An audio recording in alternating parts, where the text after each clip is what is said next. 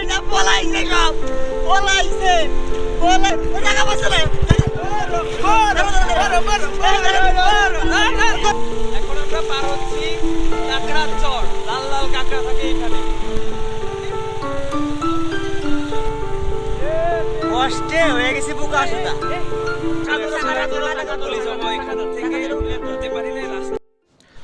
আসসালামু আলাইকুম, সবাই কেমন আছেন? আশা করি সবাই ভালো আছেন। আমাদের কক্সবাজার ট্যুরে আপনাদের স্বাগতম।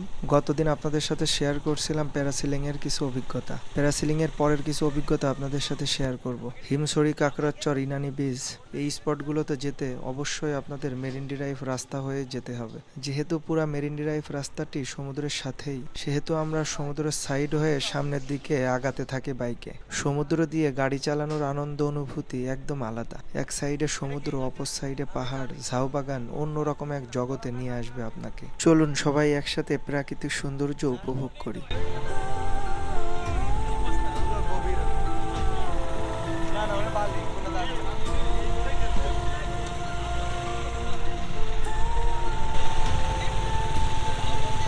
বাইক চালানো কষ্ট হয়ে যাচ্ছে।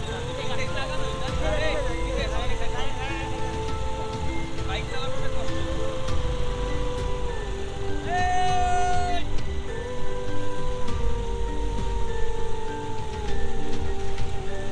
এখন আমরা পার হচ্ছি কাঁকড়ার চর। লাল লাল কাঁকড়া থাকে এখানে।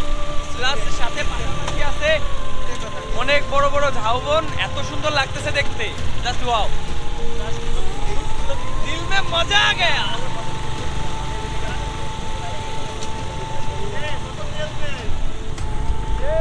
কষ্টে হয়ে গেছে বুকা সুতা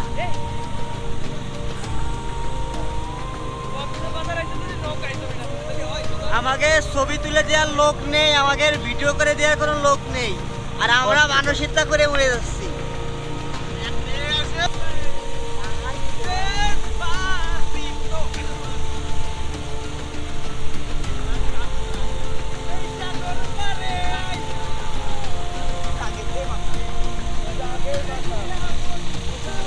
টাকা পয়সা নাই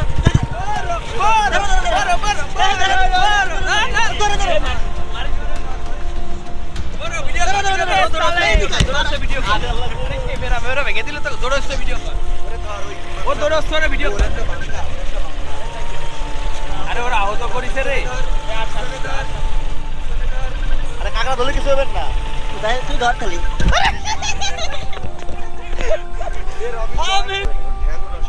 আরে ও সামনে তো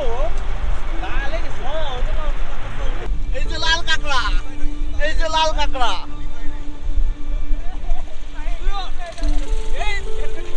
এ ফোক কাকা।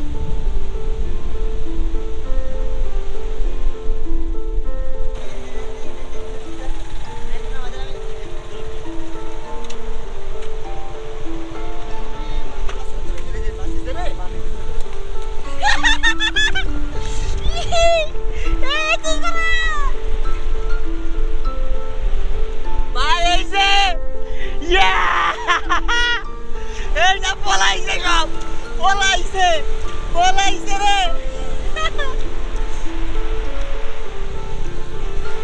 পলাচ্ছে সব পলাচ্ছে।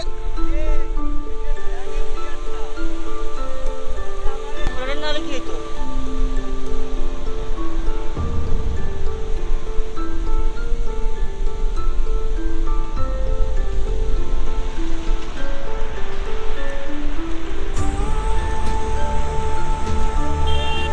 আমরা কাকড়ার চর থেকে কিছুটা সামনে পর্যন্ত যেতে পারি, তারপর আগানোর মতো আর কোনো সুযোগ ছিল না, কোনো রাস্তা ছিল না। আমরা সেখান থেকে রাস্তায় ওঠার চেষ্টা করি, সেখান থেকে আমরা কয়েক জায়গা থেকে ব্যর্থ হই। পরবর্তীতে স্থানীয় লোকসহ আমরা সবাই মিলে একটা রিসোর্টের ভিতর দিয়ে আমাদের গাড়িগুলি কয়েকজনে ধরে উঁচু করে নিয়ে উঠানো লাগে। সমুদ্র সাইড হয়ে এতটা সামনে না আসাই ভালো, বিপদ হতে পারে। রাস্তায় উঠাটা অনেক কষ্টকর হয়ে যায়, কেননা সমুদ্র থেকে কিছুটা উঠার পর থেকে শুকনা বালি, যেটাতে বাইক উঠানো অনেক কষ্টকর হয়ে যায়। আজকের ভিডিওটি এই পর্যন্তই।